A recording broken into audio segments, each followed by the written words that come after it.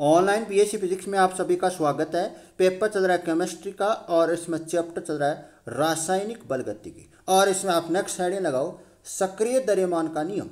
सक्रिय द्रव्यमान का नियम। तो देखो ये नियम क्या कहता है। ये नियम ये कहता है कि क्रिया कारकों की सांद्रता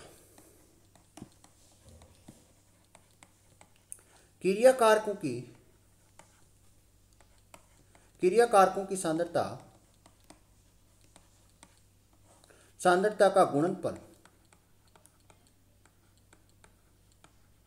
क्रिया कारकों की सांद्रता का गुणनफल वेग के समानुपाती होता है। अभिक्रिया के वेग के समानुपाती होता है।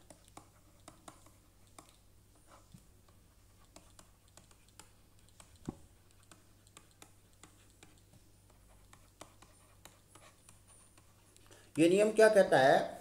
सक्रिय द्रव्यमान का नियम क्या कहता है? क्रिया कारकों की सांद्रता है और सांद्रता का क्या करना है? गुणा करना है और गुणा करके वो किसके समानुपाती आ जाता है? क्रिया कारकों के वेग के समानुपाती हो जाता है। ये क्या है? सक्रिय द्रव्यमान का नियम। पुनः मेरी बात ध्यान से समझना। आपके पास क्या है? दो क्रिया कारक और इससे क्या बन रहा है? एक उत्पाद P बन रहा है। तो देखो क्रिया कारक एक की सांद्रता A मान लो,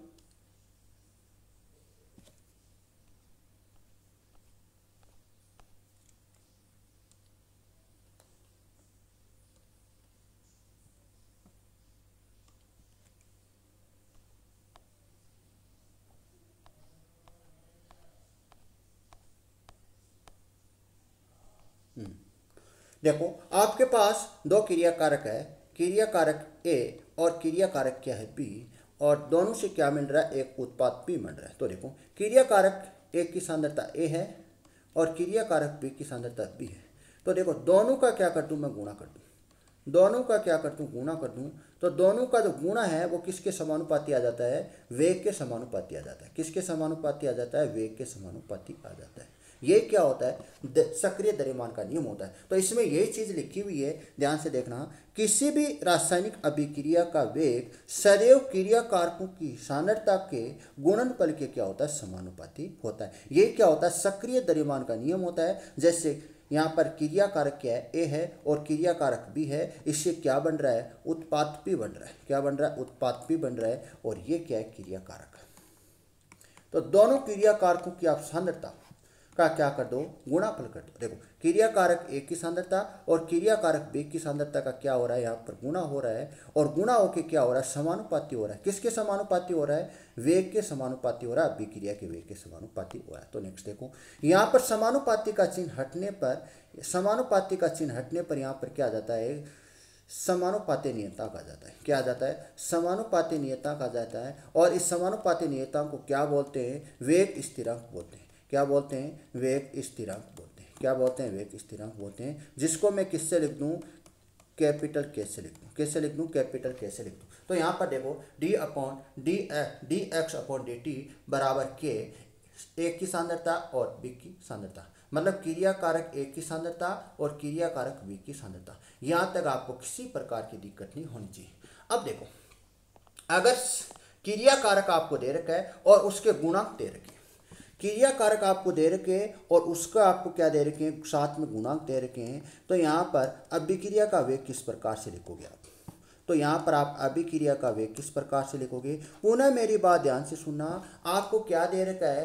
क्रिया कारक दे रखा है और क्रिया कारक के साथ आपको क्या दे रखा है? गुणांक दे रखा है। तो अभिक्रिया का वेग किस प्रकार से लिखोगे? जो आपको ये गुणांक दे रखा है ये क्या कर देना? सांद्रता की पावर में लिख देना। किस में लिख देना? जैसे सांद्रता A है, सांद्रता A आपको दे रखी है, एक क्रिया कारक A की सांद्रता आपको स्मॉल a दे रखी है और इसके गुणांक में मान लेते हैं n है, तो यहाँ पर n लगा देना। अगर गुणांक में m है तो m लगा देना। अगर गुणांक में p है तो p लगा देना। पावर में लगा देना, ये पावर में, सांद्रता की पावर में लिख देना गुणांकों को। और अगर q है तो q लगा देना, अगर r है तो r लगा देना, अगर t है तो t लगा देना। तो देखो इसमें यहाँ पर देखो क्रिया कारक A और क्रिया कारक B है। हमें उत्पाद की बात नहीं करनी। उत्पाद की बात क्यों नहीं करनी है? क्योंकि अभिक्रिया का जो वेग है वो किस पर निर्भर कर रहा है? क्रिया कारक की सांद्रता पर निर्भर कर रहा है। तो यहाँ पर आप देखो क्रिया कारक कितने, 2 है, और दोनों क्रिया के कारक के पास क्या गुणांक है, एक के पास n1 है और एक के पास क्या n2 है। तो ये कहाँ चले जाएगी, क्रिया कारक की सांद्रता की पावर में चले जाएगी। ये जो गुणांक है वो कहाँ लेके जाना है, क्रिया कारक के, ये जो गुणांक है वो आपको कहाँ लेके जाना है, क्रिया कारक के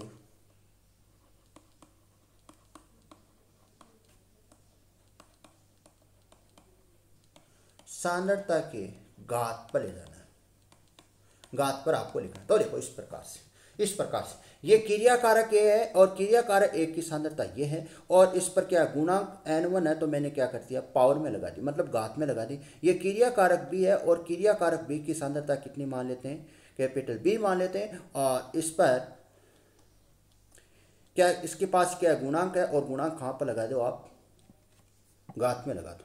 तो वही नियम लग रहा है। अब देखो एक परिभाषा आती है, कई बार एग्जाम में पूछी गई है, 1 नंबर की, विशिष्ट वेग स्थिरांक क्या होता है।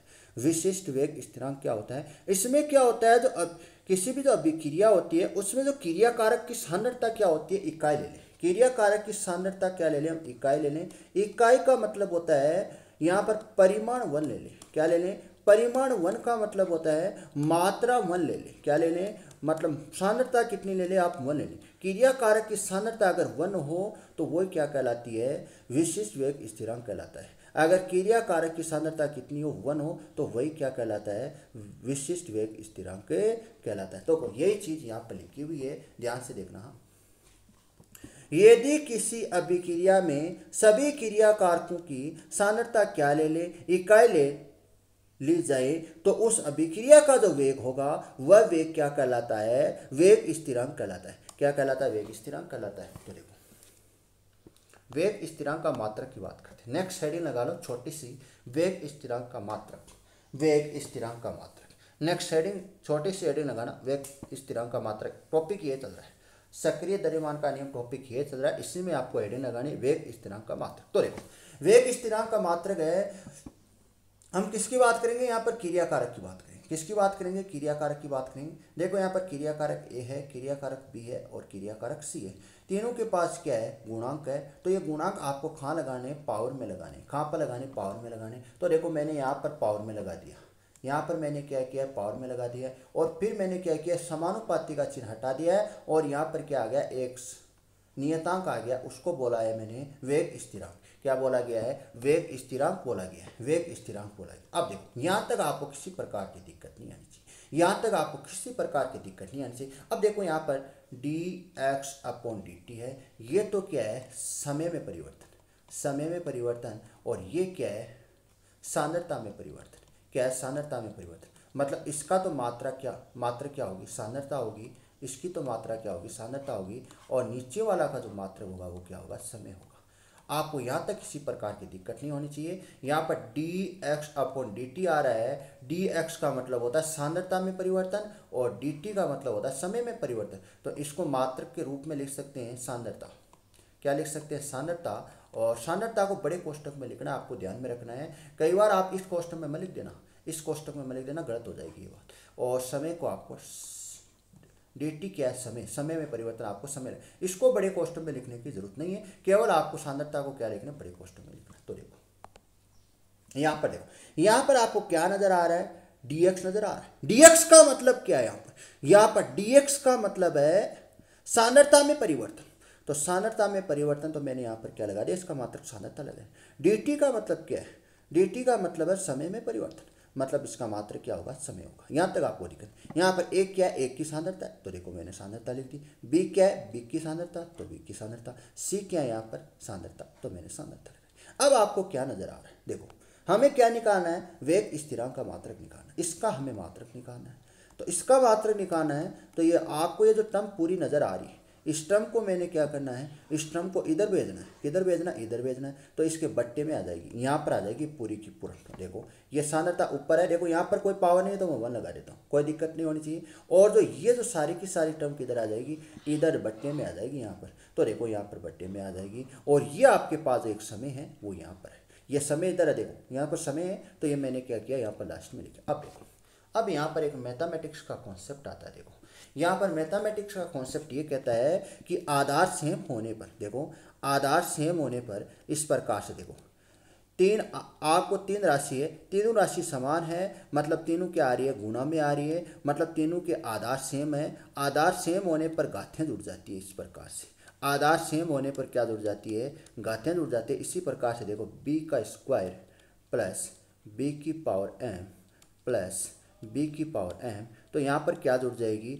घातें जुड़ जाएगी। यहाँ पर आधार सेम होने पर क्या जुड़ जाती है, घातें जुड़ जाती है। यही कॉन्सेप्ट हम यहाँ पर लेने वाले हैं, ये कॉन्सेप्ट हम यहाँ पर लेने वाले। देखो यहाँ पर क्या आधार है, यहाँ पर आधार है, यहाँ पर आधार है, सांद्रता क्या यहाँ पर आधार है, तो आधार सेम होने पर घातें जुड़ जाएगी, मतलब ए प्लस बी प्लस और सी हो जाएगा। तो देखो यहाँ पर सांद्रता और घातें जुड़ गए, यहाँ पर a plus b plus c plus, और समय ये अलग दिखाई दे रहा है आपको। अब देखो अगर आपके पास 1/a है तो इसको आप क्या लिख सकते हो, एक की पावर -1 लिख सकते हो। अगर आपके पास 1/b है तो इसको आप क्या लिख सकते हो, b की पावर -1 लिख सकते हो। अगर आपके पास 1/c है तो इसको क्या लिख सकते हो, b की पावर -1 लिख सकते हो। अगर आपके पास 1/10 है तो इसको क्या लिख सकते हो, 10 की पावर -1 लिख सकते हो। अगर आपके पास 1/10 की पावर 2 है तो इसको क्या लिख सकते हो, 10 की पावर -2 लिख सकते हो। अगर आपके पास 1/10 की पावर 6 है तो इसको आप क्या लिख सकते हो, 10 की पावर -6 लिख सकते हो। मतलब बट्टे में है उसको ऊपर लाने के लिए आप क्या लगा दो, माइनस पावर लगा दो। क्या लगा दो, माइनस पावर लगा दो। यही क्या होता है, ये जो कॉन्सेप्ट है वो हम कहाँ यूज ले लें, यहाँ पर यूज ले लें। जो ये आपका कॉन्सेप्ट है वो मैं इस टर्म में यूज ले रहा हूँ। तो देखो ये पावर किस में हो जाएगी, ये ऊपर जाएगा, ये ऊपर जाएगा, तो ये आपको जो पावर नज़र आ रही है ये किस में हो जाएगी, प्लस माइनस में हो जाएगी। किस में हो जाएगी, माइनस में हो जाएगी। इस प्रकार से तो देखो यहाँ ये यहाँ पर देखो ये माइनस में आ गया, इसमें आ गया, माइनस में आ गया। तो देखो ये सांद्रता आधार सेम है तो दोनों घातें जुड़ जाएगी। यहाँ पर क्या होगी, घातें जुड़ जाएगी, और आपके पास समीकरण नंबर क्या होगी, 1 प्राप्त होगी। समीकरण नंबर 1 तक आपको किसी प्रकार की दिक्कत नहीं होनी चाहिए। समीकरण नंबर 1 तक आपको किसी प्रकार की क्या नहीं होनी चाहिए, किंतु परंतु नहीं आनी चाहिए। फिर इसमें आप पॉइंट नंबर फर्स्ट डालो। पॉइंट नंबर फर्स्ट है शून्य कोटि अभिक्रिया के लिए वेग स्थिरांक मात्रक। शून्य कोटि अभिक्रिया के लिए वेग स्थिरांक मात्रक देखो, शून्य कोटि का मतलब होता है घात शून्य। यहाँ पर घात शून्य है, मतलब a प्लस बी प्लस सी क्या है, 0 है। तो देखो 0 मान पुट कर दो, मान 0 पुट कर दो। समीकरण नंबर ए में आप क्या कर दो, मान 0 पुट कर दो। समीकरण नंबर आपको ए जो नजर आ रही है उसमें a प्लस बी प्लस सी आपको नजर आ रहा है, वहां पर 0 पुट करो तो आपके पास ये मिलेगा, मोल अपॉन लीटर। देखो सांद्रता का मात्रक क्या होता है, मोल अपॉन लीटर होता है। तो देखो मोल अपॉन लीटर 1 और पावर माइनस क्या हो जाए, 1 प्लस ए प्लस बी प्लस सी की पावर कितनी हो, क्या माना हमने, 0 माना है, क्योंकि शून्य कोटि अभिक्रिया के लिए देख रहे हैं, शून्य कोटि अभिक्रिया के लिए तो आपके पास ये टर्म आ जाएगी। अब देखो 1/L को मैं क्या लिख सकता हूँ, L की पावर -1 लिख सकता हूँ। तो यहाँ पर देखो मैंने ये चीज़ लिखी है, और 1/सेकंड को मैं क्या लिख सकता हूँ, सेकंड की पावर -1 लिख सकता हूँ। या पावर -1 बोल दो या सेकंड इनवर्स बोल दो, बात क्या है एक की यहाँ पर ध्यान में रखनी है। तो आपके पास शून्य कोटि के लिए वेग स्थिरांक का मात्रक ही आपको मिलेगा। शून्य कोटि के लिए वेग स्थिरांक का मात्रक आपको ये मिलेगा। अगली पॉइंट भी डालना, पॉइंट 2 डाल देना। पॉइंट 2 है प्रथम कोटि के लिए वेग स्थिरांक का मात्रक। प्रथम कोटि के लिए वेग स्थिरांक का मात्रक, मतलब यहाँ पर प्रथम कोटि का मतलब है यहाँ पर घात कितनी लेनी है, आपको 1 लेनी है।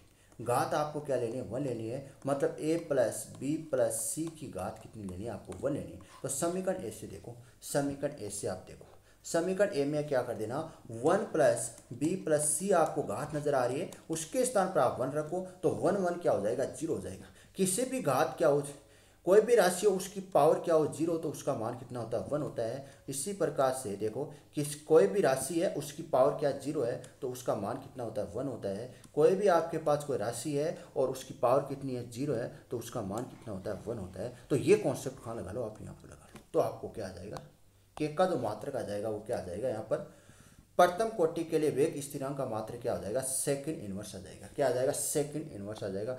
पॉइंट नंबर 3 डालो, पॉइंट नंबर 3 तक 3 डालो।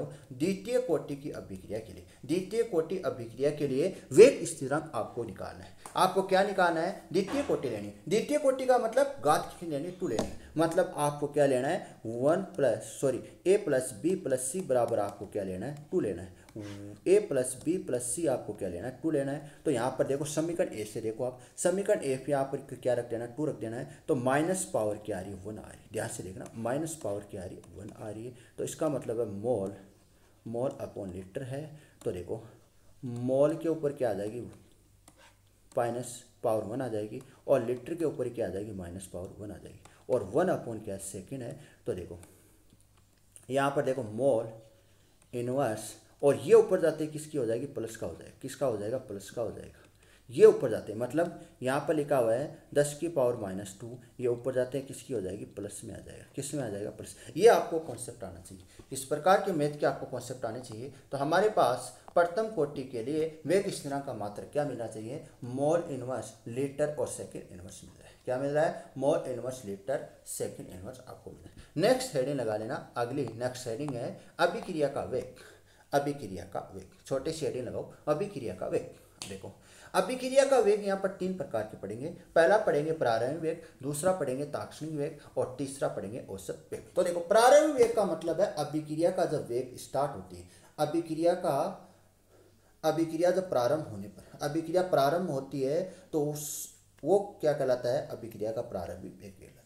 जब अभिक्रिया प्रारंभ होती है वो वेग क्या कहलाता है, अभिक्रिया का प्रारंभिक वेग कहलाता है। और यहाँ पर क्या होती है, जो सांद्रता होती है, क्रिया कारकों की सांद्रता क्या होती है, अधिक होती है। क्रिया कारकों की सांद्रता अधिक होगी तो यहाँ पर अभिक्रिया का जो वेग है वो क्या होगा, अधिक होगा। तो प्रारंभिक वेग क्या होता है, अधिक होता है। क्यों होता है, क्योंकि यहाँ पर प्रारंभ में क्रिया कारक की सांद्रता क्या होती है, सबसे अधिक होती है। तो ये चीज यहाँ पर लिखी हुई है, यहाँ पर यह लिखा हुआ है वह वेग जो अभिक्रिया के प्रारंभ में होने पर होता है, वह वेग जो अभिक्रिया के प्रारंभ में होने पर होता है, ये वेग अधिकतम होता है, तथा प्रारंभ में क्रिया कारक की सांद्रता क्या होती है, अधिक होती है। ये आपकी पॉइंट नंबर फर्स्ट आ गया। तो देखो दूसरा ताक्षणिक वेग। ताक्षणिक वेग का क्या होता है, ये आप डेली, एक एग्जाम्पल देता हूँ मैं आपको डेली लाइफ में। ताक्षणिक का मतलब होता है बहुत कम समय पर आपको क्या मिले, एक वेग मिले, उस वेग को क्या कहते हैं, ताक्षणिक वेग। देखो आपके पास क्या है, कोई कार है, और ये कार क्या चल रही है, ए पॉइंट से कहाँ जा रही है, बी पॉइंट पर जा रही है, और ये गतिशील है तो उसका क्या है, कोई वेग है। ये गतिशील कोई क्या है, वेग है। तो ध्यान से देखना, कार ए कहाँ पर जा रही है, कोई कार आपके पास है, वो ए पॉइंट से कहाँ जा रही है, बी पॉइंट पर जा रही है, और इसका वेग मान लेते हैं, वेग इसका क्या हो रहा है, लगातार परिवर्तन हो रहा है। वेग क्या हो रहा है, यहाँ पर परिवर्तन हो रहा है। वेग कांस्टेंट वेग से नहीं जा रही, वेग क्या हो रहा है, यहाँ पर परिवर्तन हो रहा है। मान लेते हैं आपको इस पॉइंट पर, इसी पॉइंट पर आपको क्या चाहिए, इस कार का वेग चाहिए, मतलब एक ही पॉइंट पर चाहिए, इस पॉइंट फिक्स इस पॉइंट पर चाहिए। तो ये वेग क्या कहलाता है, ताक्षणिक वेग कहलाता है। क्या कहलाता है, ताक्षणिक वेग कहलाता है। क्या कहलाता है, ताक्षणिक वेग कहलाता है। जैसे एक एग्जाम्पल और देखते हैं। जैसे आप पॉइंट ए से पॉइंट बी पर जाते हो, कहाँ जाते हो, पॉइंट ए से पॉइंट बी पर जाते हो, तो मैं आपसे ये पूछूं कि आप मतलब t बराबर 0 से स्टार्ट किया आपने, और t बराबर आपको 20 मिनट लगी। कितनी मिनट लगी, 20 मिनट लगी। 20 मिनट आपको लगी। मैं आपसे पूछूं कि t बराबर 10 सेकेंड पर, t बराबर 10 सेकेंड पर आपकी पोजीशन पूछूं कि आप कौन से पॉइंट पर पहुँचे। t बराबर 10 सेकेंड पर मान लेते हैं आपको इस स्थिति पर आ गए। t बराबर फिक्स, t बराबर 10 सेकेंड, मतलब t बराबर 0 से प्रारंभ करना, और t बराबर 10 सेकेंड पर आपको क्या पूछेंगे, इसी पॉइंट पर पूछेंगे। तो ये जो ये पॉइंट है, ये क्या कहलाता है, ताक्षणिक बिंदु कहलाता है। लेकिन यहाँ पर क्या, ताक्षणिक वेग है। तो ताक्षणिक वेग का मतलब होता है वह बहुत कम समय अंतराल में सांद्रता में होने वाला परिवर्तन क्या कहलाता है, ताक्षणिक वेग कहलाता है। तो देखो ताक्षणिक वेग क्या होता है, ताक्षणिक वेग क्या होता है, ताक्षणिक का सीधा सा मतलब होता है ये बहुत कम समय में होने वाले परिवर्तन होता है, उसको बताता है। बहुत कम समय में होने वाला परिवर्तन होता है, उसको बताता है। तो देखो बहुत कम समय अंतराल में सांद्रता में होने वाला परिवर्तन ताक्षणिक वेग कहलाता है। क्या कहलाता है, सांद्रता में होने वाला जो परिवर्तन होता है वही क्या कहलाता है, ताक्षणिक वेग कहलाता है। तो देखो औसत वेग, पॉइंट नंबर 3 लगा लेना, औसत वेग। निश्चित समय अंतराल के दौरान ये पड़ी हुई है आपको औसत वेग।